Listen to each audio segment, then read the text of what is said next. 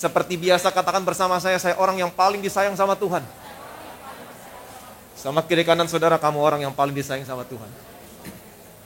Amin. Kita masih dalam serial khotbah kebenaran tentang akhir zaman dalam Injil kasih karunia Allah. Saudara semangat hari ini mendengar firman Tuhan? Amin. Dan hari ini saya mau ajak saudara untuk sama-sama belajar dari kitab Wahyu. Kenapa? Karena ada begitu banyak orang Kristen yang mengajar tentang akhir zaman dari kitab Wahyu. Dan banyak orang Kristen yang menganggap kitab Wahyu adalah kitab yang menakutkan. Kitab yang mengerikan. Kalau saudara menganggap kitab Wahyu adalah kitab yang menakutkan, kitab yang mengerikan, artinya saudara salah mengartikan kitab Wahyu. Waktu saudara membaca kitab Wahyu, saudara salah mengartikan. Dan saya mau kasih tahu sama saudara hari ini, tiga ayat pertama dari kitab Wahyu. Ayat 1, ayat 2, ayat 3, Wahyu pasal 1. Ini adalah kunci yang dapat membantu saudara untuk supaya saudara bisa mengerti seluruh isi kitab Wahyu. Wow, kuncinya ada di ayat-ayat yang pertama. Ayat yang pertama sampai dengan ayat yang ketiga akan membantu saudara untuk mengerti kitab Wahyu secara keseluruhan. Saudara siap diberkati?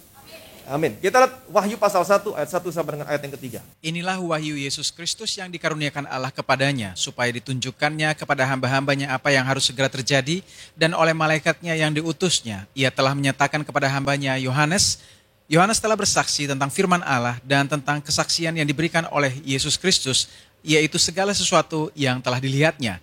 Berbahagialah ia yang membacakan dan mereka yang mendengarkan kata-kata nubuat ini, dan yang menuruti apa yang ada tertulis di dalamnya, sebab waktunya sudah dekat. Ayat yang pertama, inilah wahyu Yesus Kristus. Jadi kitab Wahyu adalah wahyu Yesus Kristus. Wahyunya siapa? Yesus Kristus.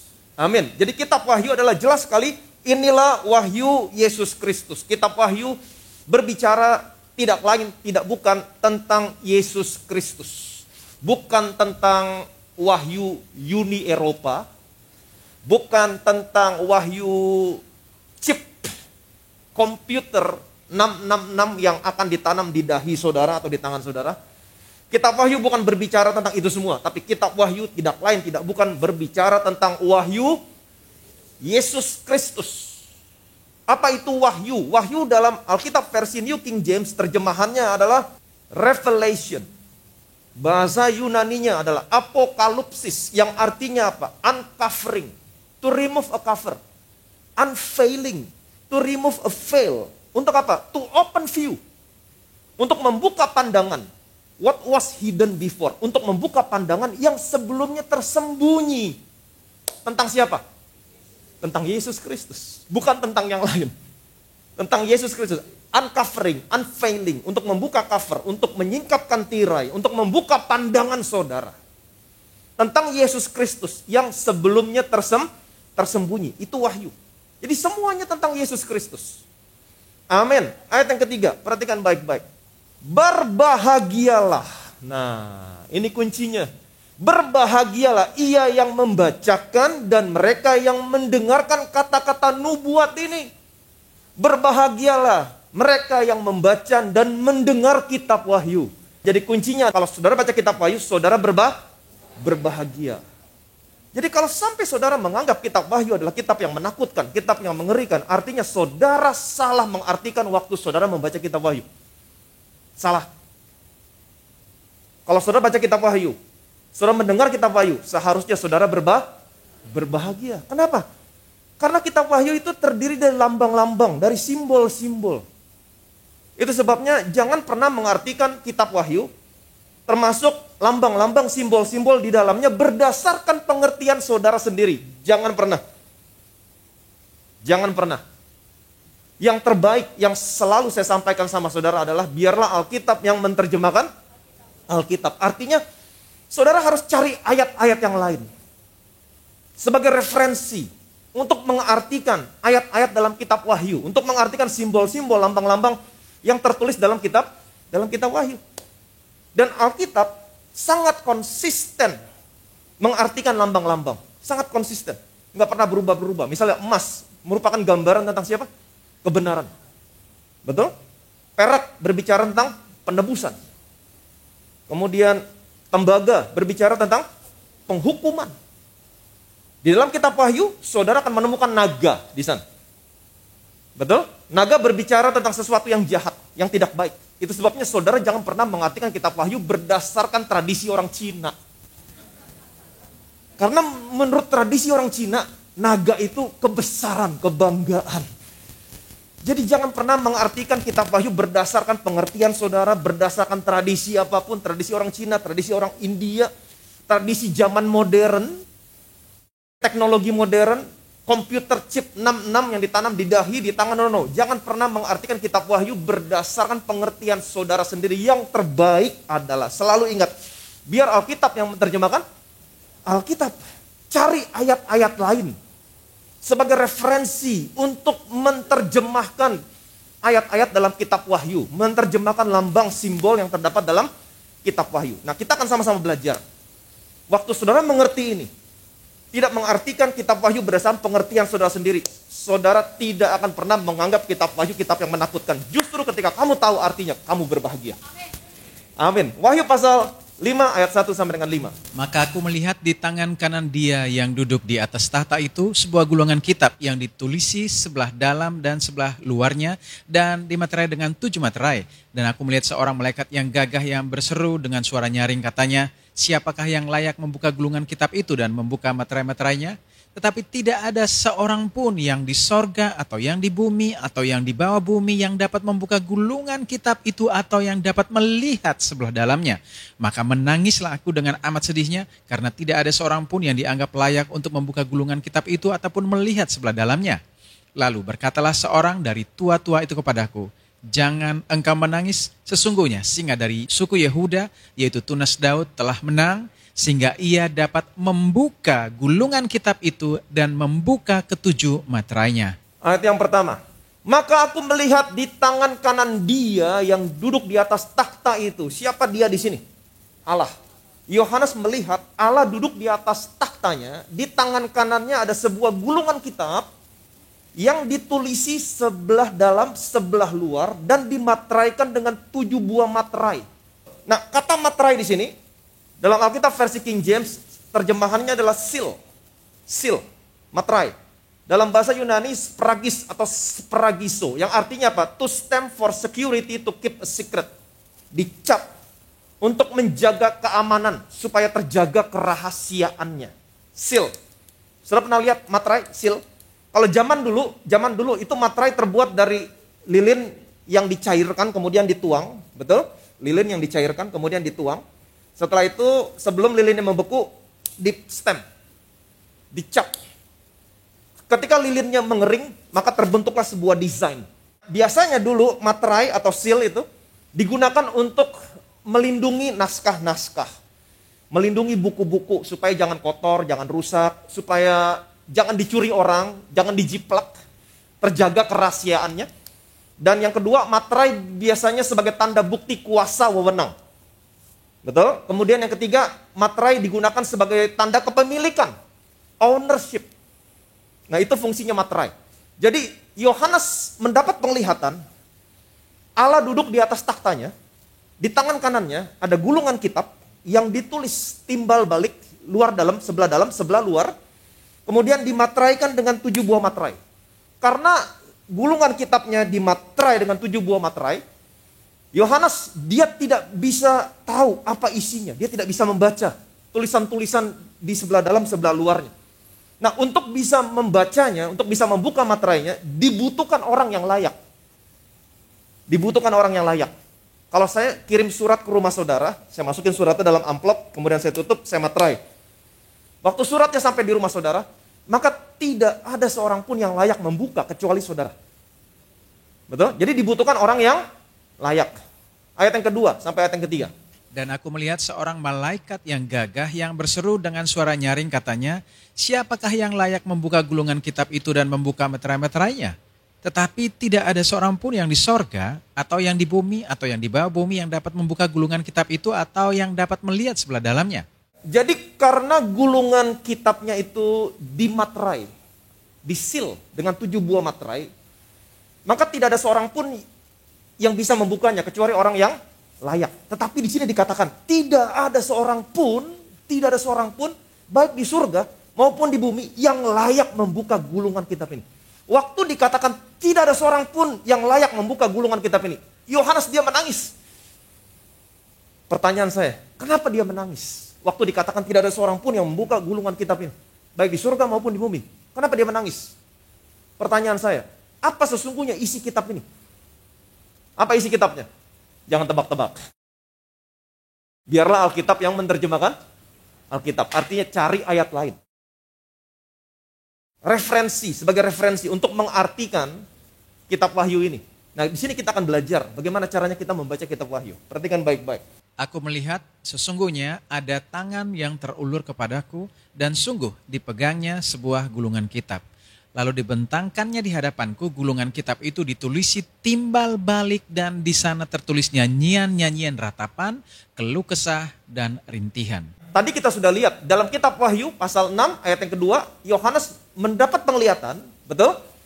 Allah duduk di atas tahtanya, di tangan kanannya ada sebuah gulungan kitab yang ditulisi sebelah dalam dan sebelah luar. Sebelah dalam dan sebelah luar. Dimateraikan dengan 7 buah materai. Barusan kita baca dalam Yehezkiel pasal 2 ayat yang ke-9. Yehezkiel melihat sesungguhnya ada tangan yang terulur kepadanya dan dipegangnya. Nyanyi huruf besar. Siapa? Allah. Allah memegang gulungan kitab lalu dibentangkannya di hadapan Yehezkiel. Gulungan kitab itu ditulisi timbal balik. Apa arti timbal balik? Sebelah dalam dan sebelah luar. Betul? Pertanyaan saya, kitabnya sama? Yes. Pertanyaan saya, apa isi kitabnya? Sehingga Yohanes menangis.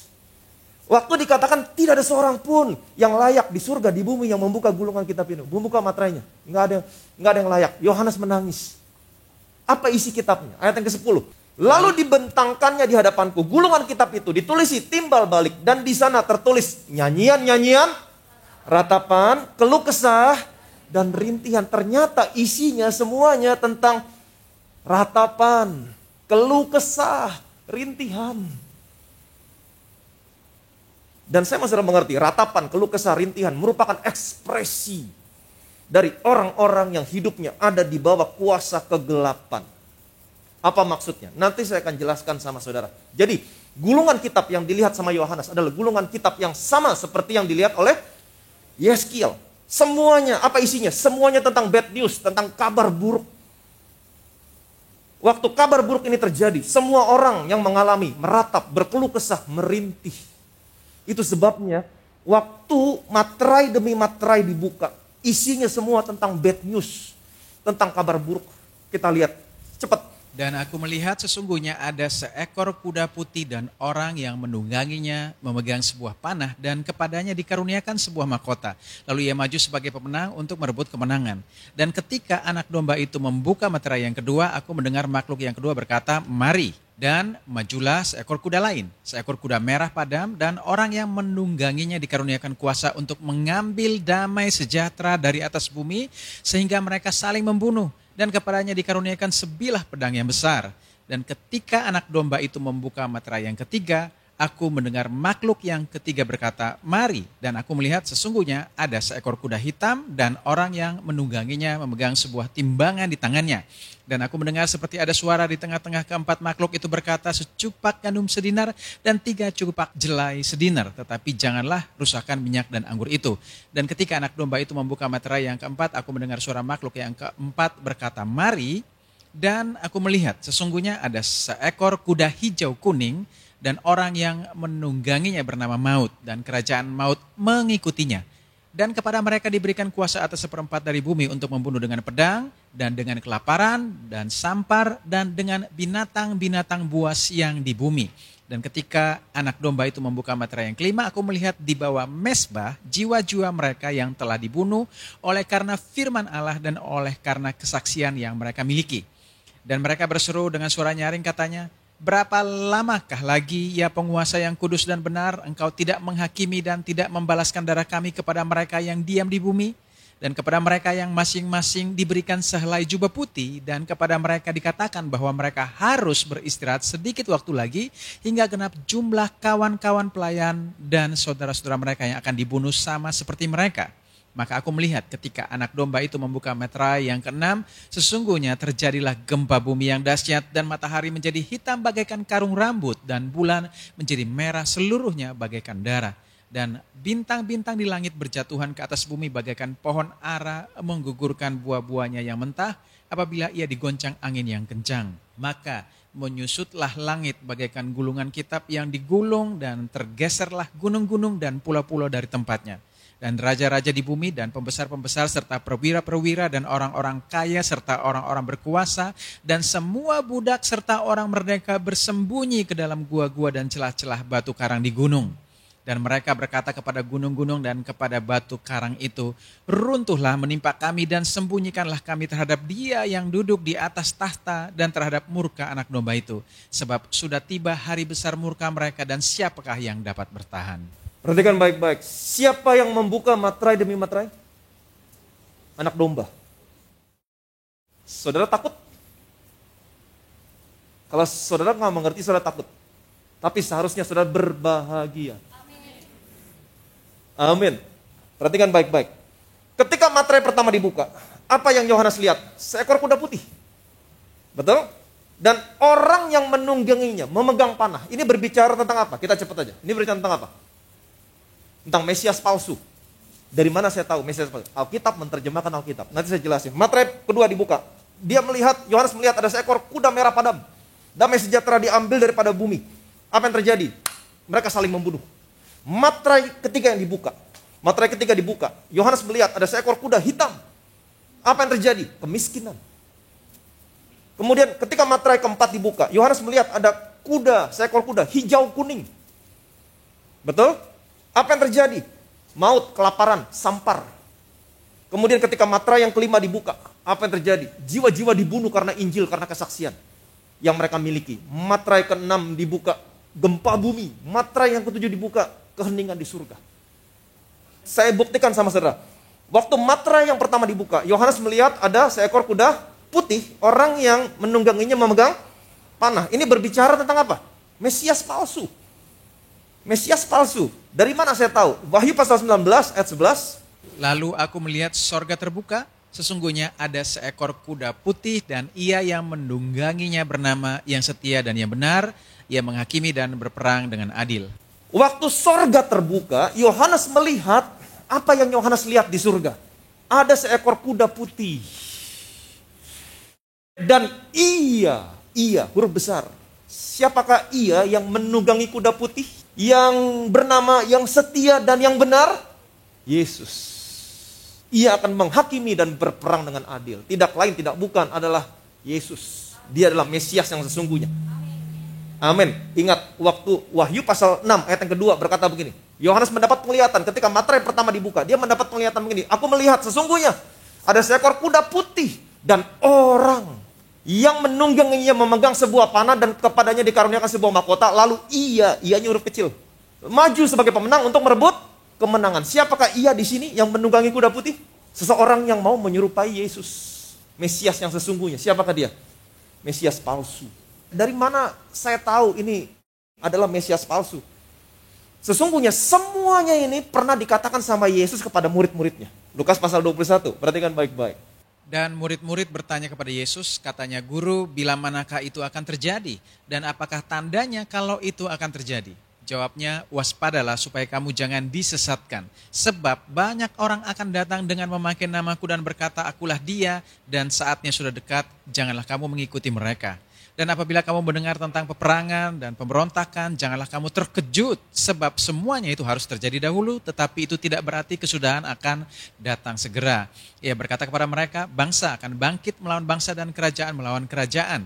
dan akan terjadi gempa bumi yang dahsyat, dan di berbagai tempat akan ada penyakit sampar dan kelaparan, dan akan terjadi juga hal-hal yang mengejutkan dan tanda-tanda yang dahsyat dari langit. Tetapi sebelum semuanya itu kamu akan ditangkap dan dianiaya, kamu akan diserahkan ke rumah-rumah ibadat dan penjara-penjara, dan kamu akan dihadapkan kepada raja-raja dan penguasa-penguasa oleh karena namaku. Hal itu akan menjadi kesempatan bagimu untuk bersaksi. Sebab itu tetapkanlah di dalam hatimu supaya kamu jangan memikirkan lebih dahulu pembelaanmu, sebab aku sendiri akan memberikan kepadamu kata-kata hikmat sehingga kamu tidak dapat ditentang atau dibantah lawan-lawanmu. Dan kamu akan diserahkan juga oleh orang tuamu, saudara-saudaramu, kaum keluargamu dan sahabat-sahabatmu, dan beberapa orang di antara kamu akan dibunuh. Dan kamu akan dibenci semua orang oleh karena namaku. Tetapi tidak sehelai pun dari rambut kepalamu akan hilang. Kalau kamu tetap bertahan, kamu akan memperoleh hidupmu. Jadi perhatikan baik-baik, semua penglihatan yang Yohanes terima ketika materai demi materai satu persatu dibuka dari gulungan kitab itu, semua penglihatan yang Yohanes terima sesungguhnya sudah pernah diberitahukan Yesus kepada murid-muridnya. Betul? Mesias palsu. Kemudian bangsa bangkit melawan bangsa. Peperangan terjadi di mana-mana. Kenapa? Karena damai sejahtera diambil dari bumi. Orang saling membunuh. Kemudian kemiskinan, maut, kelaparan, sampar. Kemudian jiwa-jiwa dibunuh karena Injil, karena kesaksian yang mereka miliki. Gempa bumi. Semuanya pernah Yesus sampaikan di sini. Semuanya pernah disampaikan. Semua penglihatan yang Yohanes terima sudah pernah diceritakan Yesus kepada murid-muridnya. Jadi kalau begitu, apa maksud dari gulungan kitab ini? Apa maksudnya gulungan kitab ini yang ditulisi timbal balik luar dalam, yang dimateraikan dengan 7 materai? Dan kenapa harus orang yang layak membuka? Dan kenapa hanya Yesus yang layak membukanya? Dan kenapa waktu dikatakan tidak ada seorang pun yang layak, Yohanes menangis? Apa maksudnya gulungan kitab ini? Apa maksudnya? Gulungan yang dimaksud dengan gulungan kitab ini, semua yang tertulis di dalamnya berbicara tentang apa yang akan terjadi sama semua orang yang hidup di dunia ini ketika dunia ini ada di bawah wewenang kuasa si jahat.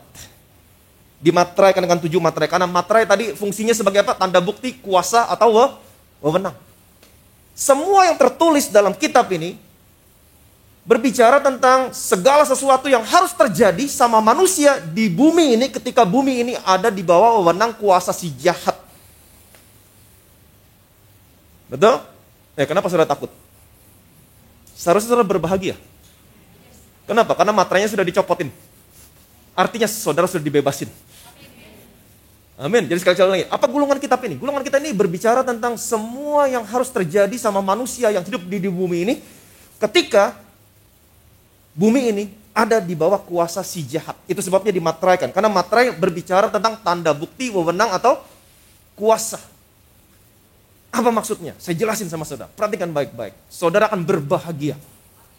Efesus 1, 13, 14. Di dalam Dia kamu juga, karena kamu telah mendengar firman kebenaran, yaitu Injil keselamatanmu. Di dalam Dia kamu juga, ketika kamu percaya, dimeteraikan dengan Roh Kudus yang dijanjikannya itu.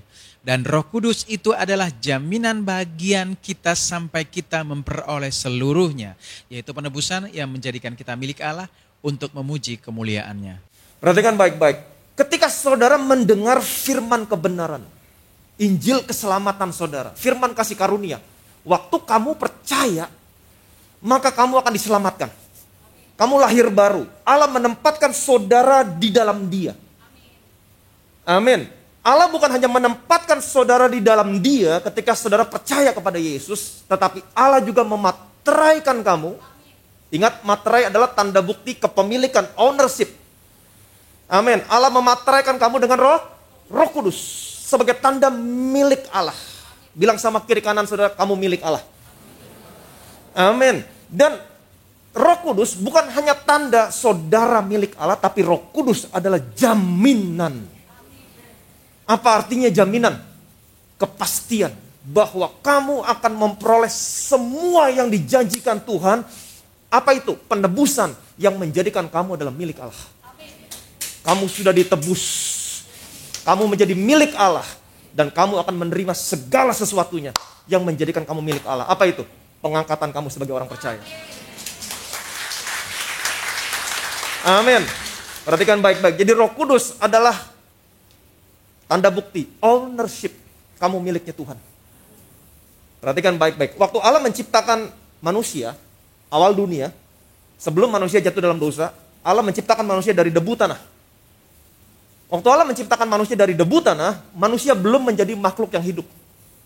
Kapan manusia menjadi makhluk yang hidup? Ketika Allah menghembuskan nafasnya. Ruah. Demikianlah manusia menjadi makhluk yang hidup. Ada Roh Kudus, ada Roh Allah dalam manusia. Kemudian Allah berkata, berkuasalah. Betul? Berkuasalah atas ikan-ikan di laut, burung-burung di udara. Berkuasalah. Kenapa? Karena manusia memiliki Roh Allah. Sebagai tanda bukti kuasa, manusia berkuasa, berwenang. Tetapi sesuatu terjadi. Ketika manusia jatuh dalam dosa. Yang tadinya manusia berkuasa. Manusia didustai oleh si jahat.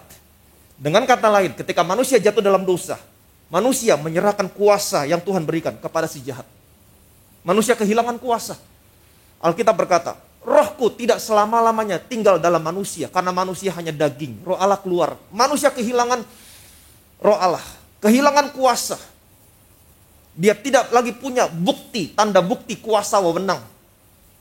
Roh Allah keluar. Apa yang terjadi? Siapa yang berkuasa setelah itu? Si jahat yang berkuasa. Betul? Si jahat yang berkuasa. Waktu si jahat berkuasa atas dunia ini, dia punya wewenang. Untuk apa? Untuk membawa semua yang jahat ke dalam dunia ini. Iri hati, dendam, dengki, amarah, kecemburuan. Itu sebabnya manusia saling membunuh, saling menyesatkan. Ada keserakahan, kemiskinan, kelaparan, sampar. Dibunuh. Jiwa-jiwa dibunuh. Ini semua rancangan yang jahat. Kenapa? Karena iblis berkuasa. Iblis berkuasa membawa semua yang jahat. Waktu dia bawa semua yang jahat, dia rancangkan semua yang jahat terjadi dalam hidup manusia. Semuanya ditulis dalam kitab yang ditulis luar dalam dan dimateraikan dengan 7 buah materai. Materai di sini sebagai tanda bukti wewenang si jahat merancangkan semua yang jahat dalam hidup manusia. Itu sebabnya waktu dikatakan tidak ada seorang pun yang bisa membuka materainya, Yohanes menangis. Karena selama tidak ada yang bisa membuka materainya, selama-lamanya manusia ada di bawah kuasa wewenang si jahat. Itu semua yang tertulis. Isinya apa? Waktu manusia hidup di bawah wewenang kuasa si jahat, apa yang terjadi? Manusia merintih, meratap, berkeluh kesah. Yohanes menangis. Kenapa? Karena selama tidak ada yang bisa membuka materainya, selama-lamanya manusia hidup ada di bawah wewenang kuasa si jahat. Yohanes menangis. Tetapi saya punya kabar baik buat saudara. Ayat yang ke-5 sampai 7. Lalu berkatalah seorang dari tua-tua itu kepadaku, jangan engkau menangis. Sesungguhnya singa dari suku Yehuda, yaitu tunas Daud telah menang. Sehingga ia dapat membuka gulungan kitab itu dan membuka ke-7 materainya. Maka aku melihat di tengah-tengah tahta dan keempat makhluk itu dan di tengah-tengah tua-tua itu berdiri seekor anak domba seperti telah disembelih, bertanduk 7 dan bermata 7. Itulah ke-7 Roh Allah yang diutus ke seluruh bumi. Lalu datanglah anak domba itu dan menerima gulungan kitab itu dari tangan dia yang duduk di atas tahta itu. Amin. Ayat yang ke-5, perhatikan baik-baik. Jadi ketika Yohanes menangis, waktu dikatakan tidak ada seorang pun di surga, di bumi, yang layak membuka materai-materainya, Yohanes menangis. Kenapa? Karena selama tidak ada yang buka, manusia hidup di bawah kuasa wewenang si jahat. Dan semua yang si jahat rancangkan, manusia akan berkeluh kesah, merintih, dan meratap. Tetapi berkatalah seorang dari tua-tua itu, janganlah engkau menangis. Sesungguhnya singa dari Yehuda, tunas Daud, telah menang. Amin. Sehingga ia dapat membuka gulungan kitab itu dan membuka ke-7 materainya. Amin. Perhatikan siapa yang membuka ke-7 materainya? Yesus. Yesus buka satu persatu 7 materainya. Itu sebabnya waktu materai demi materai dibuka. Dan ketika anak domba itu membuka materai yang pertama. Anak domba yang membuka. Apa artinya anak domba membuka materai yang pertama? Artinya anak domba melepaskan saudara dari apa yang tertulis ketika materai yang pertama dibuka. Waktu anak domba melepaskan materai yang kedua, Yohanes mendapat penglihatan. Sesungguhnya anak domba telah melepaskan saudara dari segala sesuatu yang ditulis ketika materai kedua dibuka. Amin. Dan aku melihat di tengah-tengah takhta dan keempat makhluk itu, dan di tengah-tengah tua itu berdiri seekor anak domba seperti yang telah disembelih. Sebagai pemenang, Yesus digambarkan sebagai singa dari Yehuda, tunas Daud. Tapi untuk melepaskan saudara, dia digambarkan sebagai seekor anak domba yang disembelih. Dia bebaskan saudara, dia tebus saudara dari wewenang kuasa si jahat. Karena untuk menebus, Alkitab berkata, tidak ada penebusan tanpa penumpahan darah. Untuk menebus saudara, membebaskan saudara, dia harus curahkan darahnya. Itu sebabnya dia digambarkan sebagai seekor anak domba yang disembelih. Dia dibawa ke tempat pembantaian. Dia diolok-olok, dia diludahi, dia ditelanjangi, dia ditinju, dia dicambuk, dia dikasih mahkota duri, dia ditikam, darahnya tercurah. Darah yang tercurah adalah darah yang membebaskan saudara, membebaskan saya dari kuasa si jahat. Amin. Saudara berbahagia. Yes. Jadi ini semua yang terjadi. Saudara kan taunya Yesus ditikam, ditombak, darah tercurah membebaskan saya. Tetapi Yohanes mendapat penglihatan di alam roh, ini yang terjadi. Amin. Ini yang terjadi, materai demi materai dibuka. Dan ketika materai dibuka, mengerikan. Ini yang seharusnya terjadi dalam hidupmu, dalam hidup saya ketika tidak ada seorang pun yang membebaskan saudara. Tetapi singa dari Yehuda, tunas Daud, dia sudah menang. Dia sudah melepaskan materai satu persatu. Artinya apa? Saudara dan saya sudah dibebaskan dari semua rancangan si jahat. Amin. Ayat yang ke-7, perhatikan baik-baik. Kemudian daripada itu aku melihat 4 malaikat berdiri pada keempat penjuru bumi dan mereka menahan keempat angin bumi supaya jangan ada angin bertiup di darat atau di laut atau di pohon-pohon.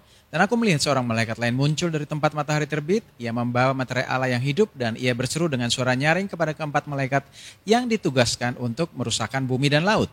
Katanya, janganlah merusakkan bumi atau laut atau pohon-pohon sebelum kami materaikan hamba-hamba Allah kami pada dahi mereka. Dan aku mendengar jumlah mereka yang dimateraikan itu 144.000 yang telah dimateraikan dari semua suku keturunan Israel. Perhatikan baik-baik ayat yang pertama. Kemudian daripada itu aku melihat 4 malaikat berdiri pada keempat penjuru bumi. Dan mereka menahan keempat angin bumi supaya jangan ada angin bertiup di darat atau di laut, atau di pohon-pohon. Jadi, saudara bisa bayangkan, sebelum Yesus membuka materainya, bumi begitu dirusakkan. Hancur. Siapa yang merancangkan? Si jahat yang merancangkan. Dan setelah Yesus menang, singa dari Yehuda, tunas Daud, ketika dia menerima gulungan kitab, dia buka satu persatu dengan darahnya. Apa yang terjadi? Aku melihat seorang malaikat lain muncul dari tempat matahari terbit. Ia membawa materai Allah yang hidup. Setelah Yesus membebaskan saudara, membebaskan saya dari rancangan si jahat. Apa yang dia lakukan selanjutnya? Dia perintahkan seorang malaikat yang lain. Untuk apa? Membawa materai Allah yang hidup. Apa itu materai Allah yang hidup? Roh Kudus. Jadi saudara nggak pernah tahu sebelumnya. Dan ini dibukakan kepada Yohanes. Uncovering, unveiling, to open view what was hidden before. Tentang siapa? Tentang Yesus. Kita kan taunya selama ini, oh saya percaya sama Yesus, saya punya Roh Kudus. Betul? Saya percaya sama Yesus, saya selamat. Tetapi saudara nggak pernah tahu apa yang terjadi di sorga, di alam roh. Ini yang Yohanes lihat. Bumi begitu rusak, angin bertiup dari timur, dari barat, dari keempat penjuru. Tapi waktu Yesus melepaskan materai-materainya, apa yang terjadi di dalam roh? Ada seorang malaikat berkata, stop. Oke, stop. Kemudian ada malaikat yang lain keluar, membawa materai Allah yang hidup. Untuk apa? Untuk memateraikan setiap orang yang percaya sama Yesus. Dengan apa? Dengan Roh Kudus. Ingat Efesus 1 ayat 13-14. Ketika kamu percaya firman kebenaran, Injil keselamatanmu, maka kamu juga di dalam dia, kamu dimateraikan oleh Roh Kudus yang dijanjikan itu. Itulah saudara, itulah saya. Amin. Jadi aku melihat seorang malaikat lain muncul dari tempat matahari terbit. Ia membawa materai Allah yang hidup. Ia berseru dengan suara nyaring kepada keempat malaikat yang ditugaskan untuk merusakkan bumi dan laut. Jangan merusakkan bumi dan laut atau pohon sebelum kami memateraikan hamba-hamba Allah pada dahi mereka. Sebelumnya terjadi kerusakan. Tapi Yesus membebaskan. Dengan darahnya dia beli saudara. Dan setelah itu, stop. Tunggu sampai kami memateraikan setiap orang yang percaya sama Yesus. Dengan apa? Dengan Roh Kudus. Amin. Dan aku mendengar jumlah mereka yang dimateraikan, yang percaya sama Yesus, berapa orang? 144.000 yang telah dimateraikan dari semua suku keturunan Israel. Banyak orang Kristen yang salah mengartikan. Oh Pak, nanti yang masuk surga hanya 144.000 orang Pak. Penduduk ini 5 miliar. Sedikit sekali yang diselamatkan. Kalau hanya 144.000 yang diselamatkan, buat saya kematian Yesus sia-sia. Ingat, Kitab Wahyu terdiri dari lambang, simbol-simbol. Angka juga lambang, simbol. Harus diartikan. Saudara nggak bisa mengartikan letter luck, 144.000. Nggak bisa. Karena tadi di ayat sebelumnya, Yesus digambarkan sebagai anak domba Allah yang bertanduk 7. Betul? Bermata 7. Apakah di sorga Yesus bertanduk 7? No. Semua lambang, semua simbol. Tanduk, apa artinya tanduk? Kekuasaan. 7 apa? Sempurna. Di surga, Yesus mempunyai kekuasaan yang sempurna. Apa artinya 144.000 orang? 144.000, apa artinya? Banyak. Nggak ada yang bilang amin. Banyak. Dari mana saya tahu? Alkitab menerjemahkan Alkitab. Ayat berikutnya, 9. Perhatikan baik-baik. Kemudian daripada itu aku melihat sesungguhnya suatu kumpulan besar orang banyak yang tidak dapat terhitung banyaknya dari segala bangsa dan suku dan kaum dan bahasa. Berdiri di hadapan tahta dan di hadapan anak domba, memakai jubah putih dan memegang daun-daun palem di tangan mereka. Kemudian daripada itu, aku melihat, ini yang Yohanes lihat, sesungguhnya, surely, bukan probably, surely, kepastian, jaminan, suatu kumpulan besar orang banyak yang tidak dapat terhitung banyaknya. Amin. Dari segala bangsa, Indonesia, Malaysia, Singapura, Australia, Amerika, Afrika, Jepang, Korea. Semuanya. Dari segala bangsa dan suku, Batak, Jawa, Ambon. Semuanya. Kaum dan bahasa. Berdiri di mana? Di hadapan takhta dan di hadapan anak domba memakai jubah putih. Orang Kristen selalu pakai jubah putih. Amin. Kenapa? Karena saudara menerima kebenaran Yesus. Pakai jubah putih dan memegang daun-daun palem di tangan mereka. Seberapa banyak yang diselamatkan? Seberapa banyak yang dimateraikan dengan materai Allah yang hidup, Roh Kudus? Tidak terhitung banyaknya. Satu saat saudara dan saya akan melihat apa yang dilihat sama Yohanes. Amin. Saudara berbahagia. Yes. Hanya Yesus yang layak membuka materainya. Hanya Yesus yang layak membuka materainya. Materai ini berbicara tentang wewenang, kuasa si jahat. Waktu si jahat berkuasa di dunia ini. Ini semua yang tertulis dalam gulungan kitab ini. Berbicara tentang apa yang harus terjadi sama manusia ketika dunia ini ada di bawah wewenang kuasa si jahat. Hanya Yesus yang sanggup melepaskan dunia ini dari si jahat. Bagaimana caranya dia melepaskan? Dengan darahnya. Ketika dia menang, dia digambarkan sebagai singa dari Yehuda, tunas Daud. Tapi waktu dia melepaskanmu, dia digambarkan sebagai seekor anak domba yang dibawa ke tempat pembantaian. Dia disembelih. Harus ada darah yang tercurah. Darah yang tercurah adalah darah yang menebus kamu, menebus saya, membebaskanmu dari wewenang kuasa si jahat. Amin. Setelah dia bebaskan saudara, saudara tidak lagi ada di bawah wewenang kuasa si jahat. Itu sebabnya inilah beda saudara, beda saya dengan orang dunia. Mereka tidak pernah ditebus. Saudara ditebus. Amin. Apa yang terjadi setelah dia bebaskan saudara? Dia materaikan saudara dengan materai Allah yang hidup. Apa itu? Roh Kudus. Setelah dimateraikan dengan materai Allah yang hidup, Roh Kudus, apa yang selanjutnya Yohanes lihat? Sekumpulan besar, orang banyak yang tidak terhitung banyaknya. Berdiri di hadapan takhta Anak Domba Allah. Siapakah mereka? Jangan malu-malu. Saudara. Amin. Alkitab berkata, di dalam dia, ketika kamu percaya firman kebenaran, Injil keselamatanmu, di dalam dia, kamu juga, ketika kamu percaya, kamu dimateraikan dengan Roh Kudus yang dijanjikannya itu. Dan Roh Kudus bukan hanya tanda bukti kepemilikan kamu miliknya Allah, tapi Roh Kudus adalah jaminan bagian kita sampai kita menerima semua yang dijanjikan, yaitu miliknya Allah. Kapan? Waktu dia datang yang kedua kali. Amin. Waktu dia datang yang kedua kali, datang di awan-awan. Itulah saatnya. Jaminan. Kamu menerima semuanya. Penebusan yang dia lakukan. Kamu akan diangkat naik. Diubahkan. Serupa dengan tubuhnya yang mulia. Menyongsong dia di awan-awan. Diam dalam rumah Tuhan. Berdiri di hadapan takhta Anak Domba. Memakai jubah putih. Memegang daun palem. Memandang Tuhan sampai selama-lamanya. Yang percaya boleh bilang amin. Amin. Saudara berbahagia. Amin. Jadi kalau saudara baca kitab Wahyu, saudara takut, saudara salah. Kebanyakan orang waktu baca materai pertama dibuka, materai kedua dibuka. Aduh, kuda merah padam. Apalagi nih Pak? Aduh, nanti kita dibunuh. No. Justru saudara dilepaskan. Apalagi nih Pak? Kuda hitam dibuka. Aduh, kita miskin nanti. Enggak, saudara justru dilepaskan dari kemiskinan. Amin.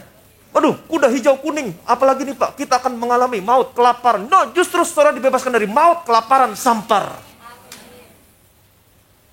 Amin. Saudara dibebaskan. Tuhan buka materainya satu persatu. Artinya apa?